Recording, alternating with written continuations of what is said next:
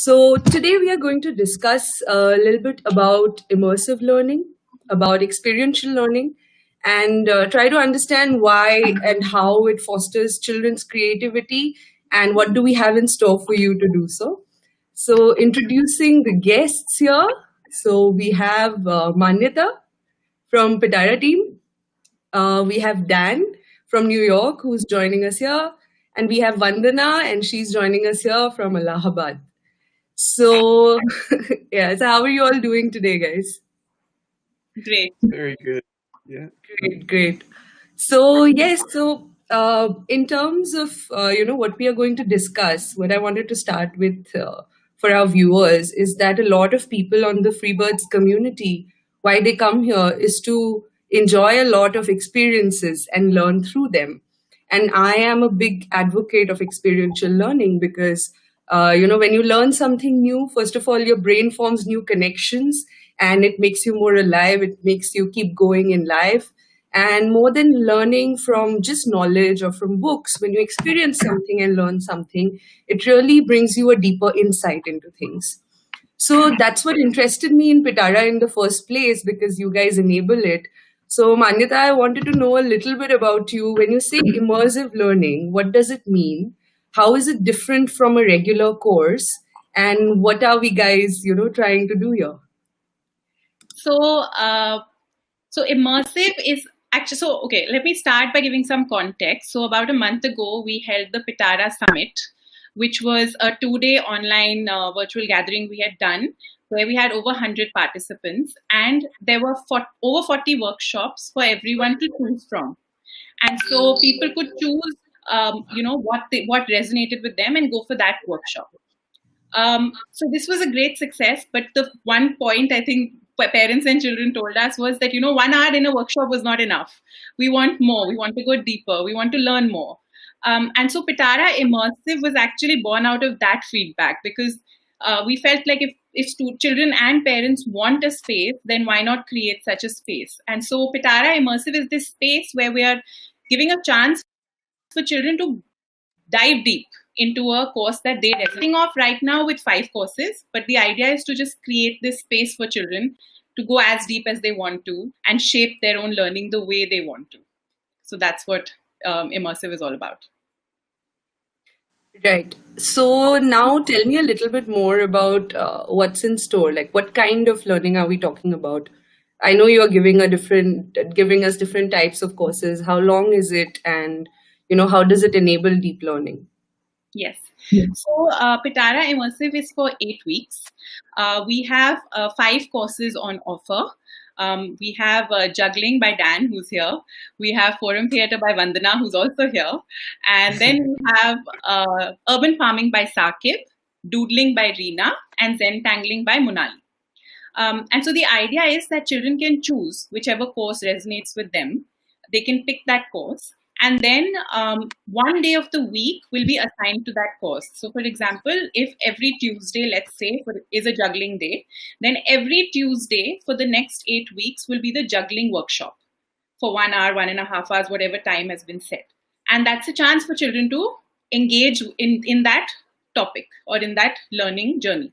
And the reason we've given this 1 week break is so that children learn something, but then also they can apply it. They can figure out more things they want to explore. They can dive deeper if they want to. So it's the concept of self-directed learning coming in, where if the child is truly interested, they can figure out a learning journey for themselves and see how deep they want to go. And we are there to support and give any guidance and any mentorship that is required if the child wants that. So that's the design of this Pitaara Immersive, the idea of learning, but also applying and directing your own learning journey. Right, great. So I'll, now want to ask a little bit about forum theatre to Vandana. And what is forum theatre? What exactly is it? And how does it help children's creativity and learning journeys? Tell us a little bit more about it. After that, we'll get to know more about what's coming up. So yeah, let us know what is forum theatre. So, forum theatre is basically a technique of theatre of the oppressed, and theatre of the oppressed is a form of theatre that was developed by Augusto Boal, a theatre politician in Brazil in mid 1900s, like 1950s. And he realized that we need a space to have the dialogue, to actually talk about an issue and actually understand the issue, by not giving people suggestions and advising them what to do, what not to do, but rather bringing the community together and giving them the tool to figure out what the issue is, what are the different layers that it exists in, and how can we solve it, the people who are actually facing it. So he developed this form called theater of the oppressed, and there are different techniques in theater of the oppressed. One of them is forum theater, then the other is image theater. And the idea behind all these techniques is to actually understand the core, the internal, your body, your senses. How does it work? How can we actually connect the body to the patterns that we follow in life? Why am I doing this thing this particular way? Why am I reacting to a particular touch? Is actually is lying somewhere here in my body, and to understand that and to get in depth of that, and then connect it to the immediate surrounding and then the world at large, is the basic idea. And this is a tool that we give to the community. So what forum theater does is, suppose we have a community and we talk a little about bodies and senses and things, and then we figure out that this is one thing that this community is facing a problem with, or they're struggling with.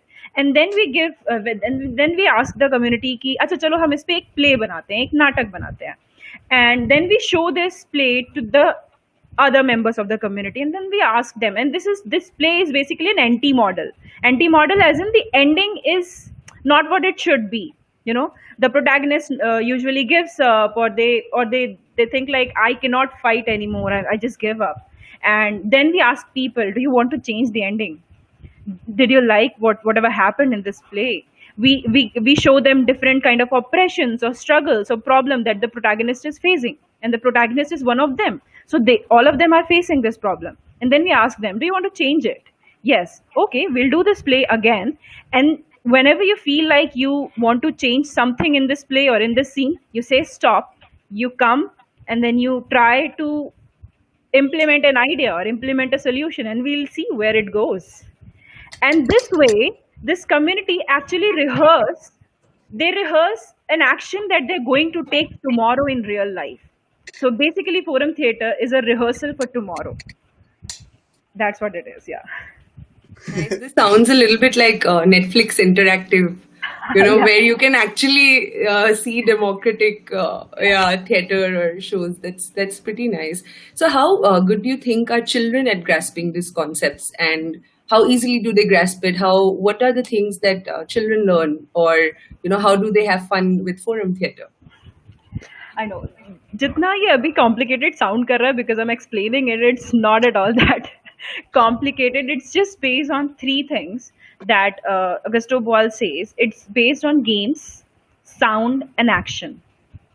These three things. That's all we do. That's all we actually discuss in the play. During the workshop, it's a 10 week course, and every week we'll discuss about a sense, and we'll just get to know the surrounding. We'll observe, we'll play a lot of games just to understand things and have a dialogue about them. So it sounds very complicated, but it's actually more fun. And then we'll ask the children, what do you think you face a problem around? आपके लिए क्या एक struggle है, आपको क्या बुरा लगता है? Their stories, their issues, not the adultified version of it, but actually their issue in their own language, their own stories will come out. And other children who will act as spectators, and they will intervene कि हाँ ये तो मुझे भी problem लगती है, मैं भी इसको चेंज करना चाहता हूँ. And it depends whatever they choose. So it's not something that I design and I decide that this is what I want to do. It's their story. They get to pick the stories. They get to choose their struggles. That this is what I want to talk about. This is what I want to know about. Right. It's just Lovely. basically games and everything. Yeah. Yeah.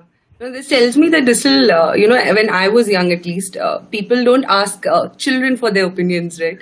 So when you ask a child for what their opinion is, what do they think about how the story should go, it does develop critical thinking in them. the ability to communicate confidently. So that definitely is a great way to learn that. In fact, I will tell all the viewers also, anybody who's watching us, anybody from the Freebirds community, either it's young people or either it's parents, if you guys have any questions here for Vandana, Manyata, or Dan, they're right here. Please do ask. Before enrolling your children into a new course, you must know what's in store. And I'm sure a lot of you would be curious that, what are we going to do for 8 weeks? It's quite long and it's quite, immersive. So, feel free to ask questions. We are all here for the next 30 minutes to, answer your questions. And that's all we are here for. So my next round of introduction is for Dan, and I want to know a little bit more about Dan as well as what interested him in juggling. Right, juggling is not something that everybody does. It's so interesting. It's so unique. So, what drew you to juggling, and what was your journey there? Right. Yeah, thank you for the question. And my introduction to juggling was when I was in China, and every day I'd take the same path to get to one of my classes, and there would be a group of old Chinese men that would gather every day and juggle, and they practice what's called flower sticks, which is juggling with 3 sticks. And the first time I saw them, I was very curious, what's going on over there. So one day I built up the courage to approach them and say, hey, can I try? And they were very warm and welcoming. And the next day I returned and they had made me my own set of sticks to play with. So I spent like 2 months with them. I really immersed myself in their community. And for me, that gave me the skills to direct my own learning. So it was really a curiosity, and then immersing myself in a community of people that were practicing that skill. And then from then, I learned a lot of tips and tricks and was able to learn very quickly. And yeah, that's why I think this immersion idea is so important, because when you really dive in, you get to, experience, work with others, build that sense of community, and that becomes your learning in itself. So yeah, that's kind of where my, the real part of my juggling journey started. Right. So, Dan, have you, worked with kids before? Have you taught them juggling, or is this your first time? Or if you have before, then what has been your journey like so far? Sure. Yeah. So I'm certified to be a primary school teacher. So my whole professional career has been working with kids or working with teachers and learning environments. And yeah, I've probably taught over 100 kids juggling. And it's really interesting. And I think it's very similar to all kinds of learning. Each learner is very unique. Say if we have a juggling session, it's the first time that everybody started juggling. There may be a handful of kids that can only get to the first step, where there may be another handful of kids that, fly by and after an hour they're juggling 3 balls and ready for more tricks. So it's unique to the learners, and soft skills and different life skills are a major part of the journey of juggling, which we will be talking about throughout. And perhaps even with Vandana, we can do some collaboration where the juggling kids do some theater and really kind of get to work with some of these soft skills through theater. And maybe I can take the juggling or the theater people as well, but we can talk about this later. So there's a lot of soft skills that naturally come up through the experience, understanding, your self-awareness, your skills, your level, and working with that instead of comparing yourself to other people and saying, oh, that person's really, really good, so I'm really bad. So we try to, get kids to reflect on, wherever you are is right where you need to be. And, through the journey, it brings up a lot of really interesting reflections and questions that not only help them in their juggling, but apply to all areas of life. Overcoming challenges, dealing with difficulties, how to design your own learning journey based on your unique skills and gifts and abilities. So yeah, for me, it's really rewarding to see these different kind of learners and kind of work with them and enable them to really gain that appreciation for themselves, and then also equip them with the skills and tools to work with that and to kind of guide their own journey. So yeah, I've had a lot of experience working with kids, and specific to juggling for the past 2 years, I've taught a lot of kids how to juggle, and kids of all ages. So also 40-year-old kids and 60-year-old kids as well. So I use the term kids very loosely. Nice. So I think so. The upcoming one, the Pitaara Immersive, where the children are going to learn juggling for 8 weeks. Do you want to tell something to the parents who are watching us about what's in store, and how are you going to take them step by step? Because from what I heard from you, it's not just about juggling, right? It's a lot more than that for the children. So how this journey is going to be? If you can share a little bit about that. Sure. Yeah, and firstly, it's not a linear journey. It's not going to be like we're going to go from here to here to here, and if your kid doesn't get to here, they're not a good juggler or they're a stupid juggler. It's a really, individualized, self-paced journey where we do have a set of milestones that we're going to shoot for, but each kid will be able to kind of design their own learning journey. So regardless of skill set, regardless of ability, I feel that juggling is, I think, a useful thing for all kids to try. And maybe some will go through this journey and after 8 weeks they'll say, hey, juggling's not for me. That's okay. We hope those kids gain the life skills and self-awareness and journaling and reflection skills and different stuff. But there may be a handful of kids that go through this 8 weeks and they realize, hey, I love juggling. So, the quick, fast learners, they might learn 10 to 15 tricks throughout the journey. Different combos, different ways to use their body, use their, style, and personalize their juggling. But there may be kids that, only get to 3 or 4 tricks, and that's equally okay. So it's going to be a really personalized journey that we're going to learn to support each other as a community, to work together, where the fast learners may support the slow learners, get some experience teaching. But each session, there's going to be warm-up and stretching, a new skill or reviewing an old skill, dedicated focused practice time, and then a reflection question where we're going to look into one life skill and reflect each week, and then journaling and reflection so they can kind of reflect on their practice and progress and then guide their next week's journey on their own. So that'll be a rough breakdown of what each session will look like. But in terms of, exactly what skills and how quick they learn, that will be dependent on each individual child. Okay. That's amazing. That's amazing. Dan, this kind of learning is what we all want for the kids, don't we? Not just for the kids, even, I would love to do something like forum theater or juggling, and I would love to learn this group and learn more from all of you. Manita, why are you not allowing us? Why are you allowing only kids to be a part of these immersive journeys?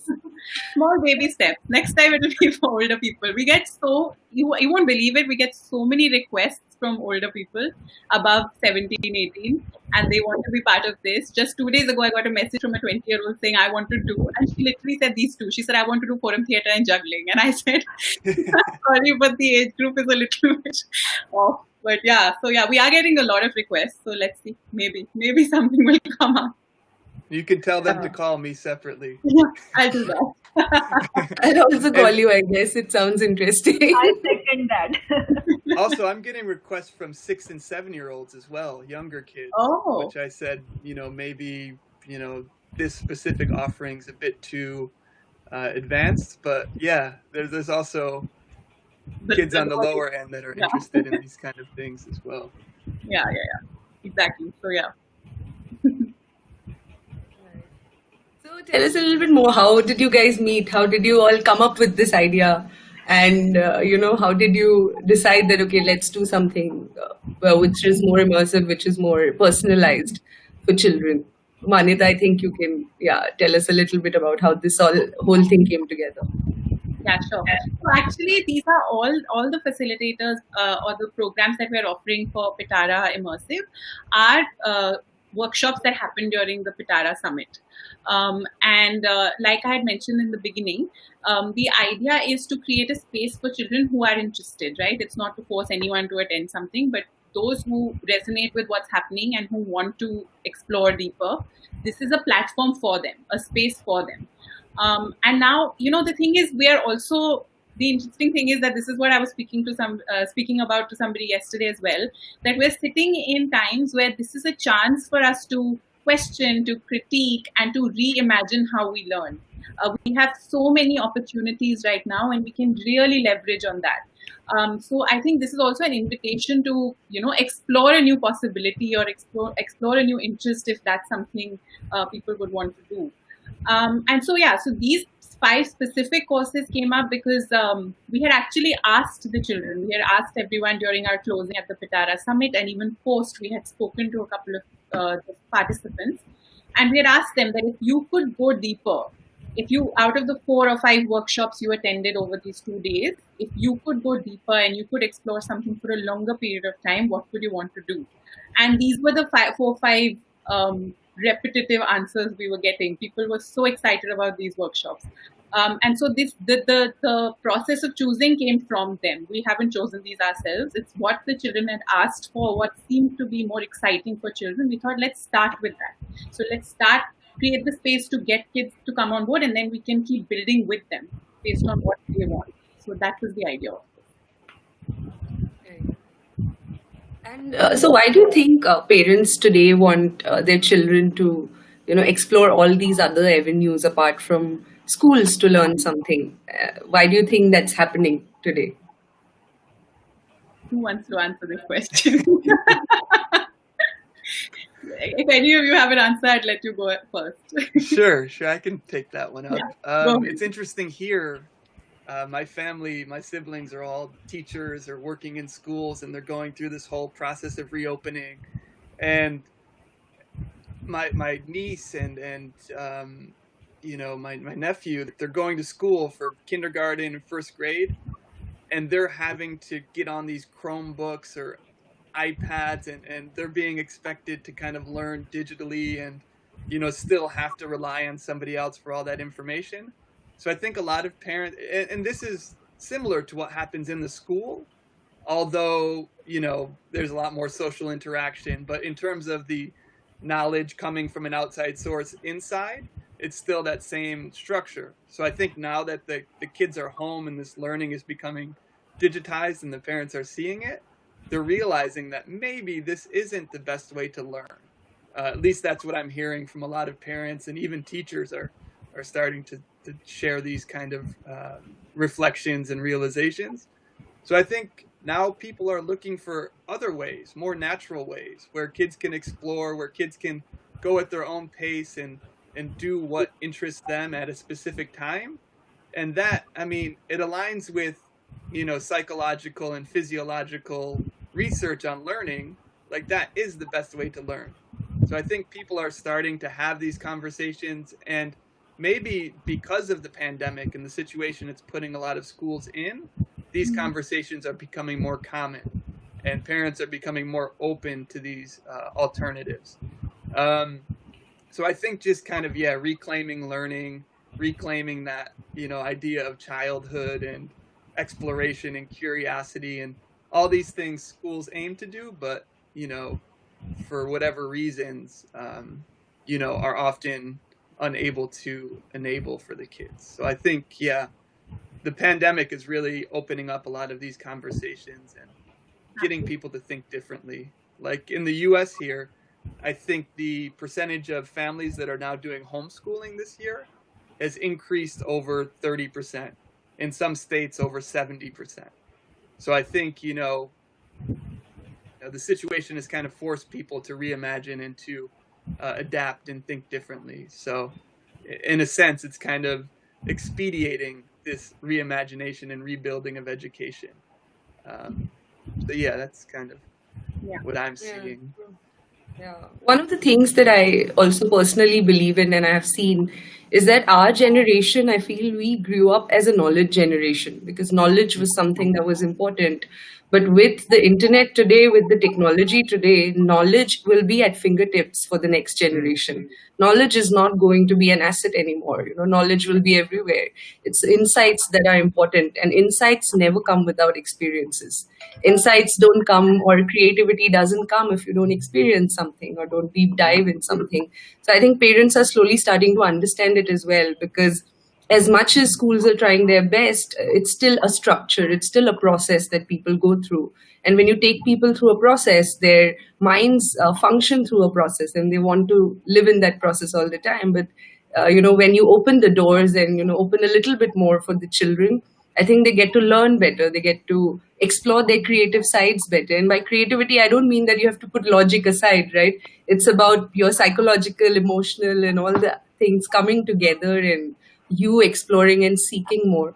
So I think parents are starting to realize that, and I see lockdown as an opportunity for not just parents and children, but for young people also to explore new avenues, new interests in their lives. And I think what you guys are doing in terms of teaching this and facilitating this for other people, it's absolutely great, absolutely amazing.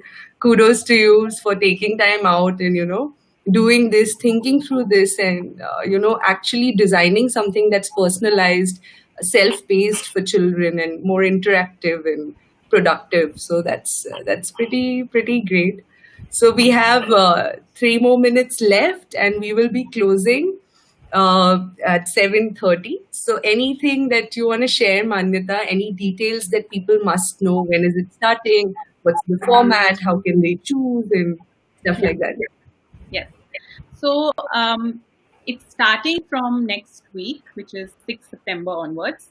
And the format, so it's this 8-week structure where every day of the week is assigned to one program. So depending on the program a participant chooses, that's the day that they will engage with that course.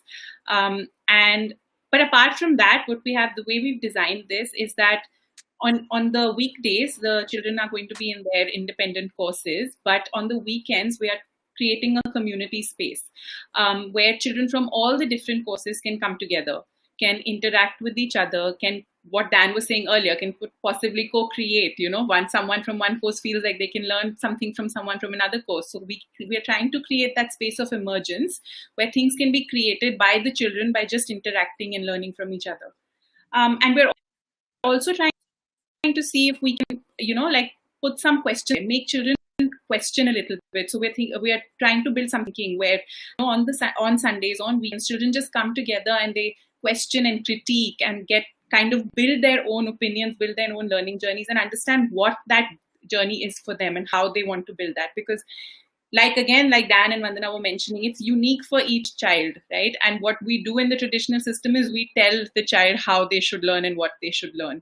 And so we're trying to break that with this, and we're trying to create a space for that emergence to happen for each child. So yeah, I think that this is also an experiment to kind of see how children learn on their own. Where do they need adults? Where do they need guidance? Where are they okay doing what they want to do? So, these are all things that it's a chance for us to learn as well. And it's a chance for children to understand more about themselves as well. And so that is why the nature is such that it's 8 weeks and not 8 days. So the idea is to explore yourself and understand yourself along with building a skill. So yeah, we have registrations open. We have 10 spots per course, and you can.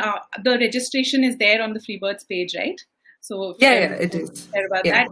So you can go through Freebirds and you can register for whichever course you would like to, and then you will receive the next steps from us. Yes. Thank you, Manyata. Thank you so much. Any last words from Dan, from Vandana? Anything you want to say before closing? Dan? Both were looking at each other.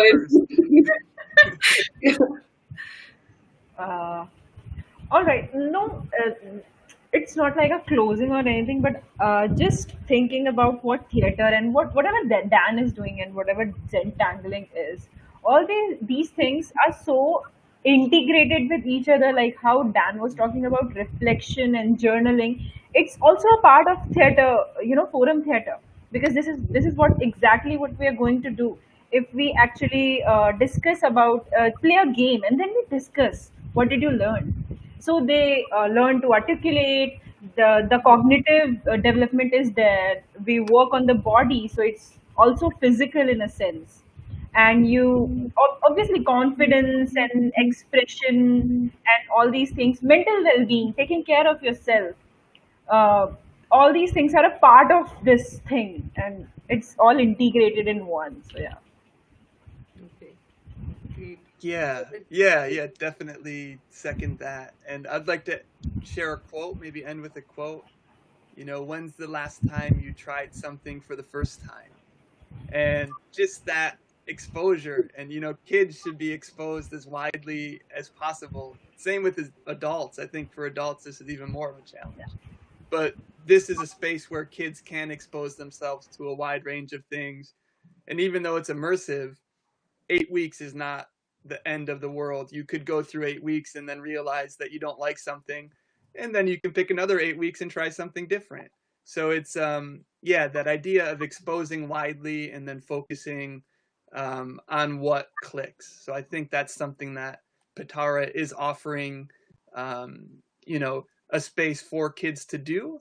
And I say encourage everybody to expose as wide as possible, try new things, be uncomfortable, and understand that all of that is really good for your health and for everybody's health, really, as Vandana is saying, how interconnected everything is. So expose widely and find what you love. True. Thank you, Dan. That was a beautiful closing. So I would like to, close with what he said, be uncomfortable. So stay curious and be uncomfortable, and hope to see you guys in this immersive program. And not just here, I mean, I hope everybody has, taken away something from this session from all of us. And hopefully, it has led you to a more joyful understanding of what we are trying to do here. And that's it. Thank you, everyone. And so, thank you, Manyata. Thank you, Dan. And thank you, Vandana. Yeah, take care. Thank you so much. Thank you for everyone who Thank you.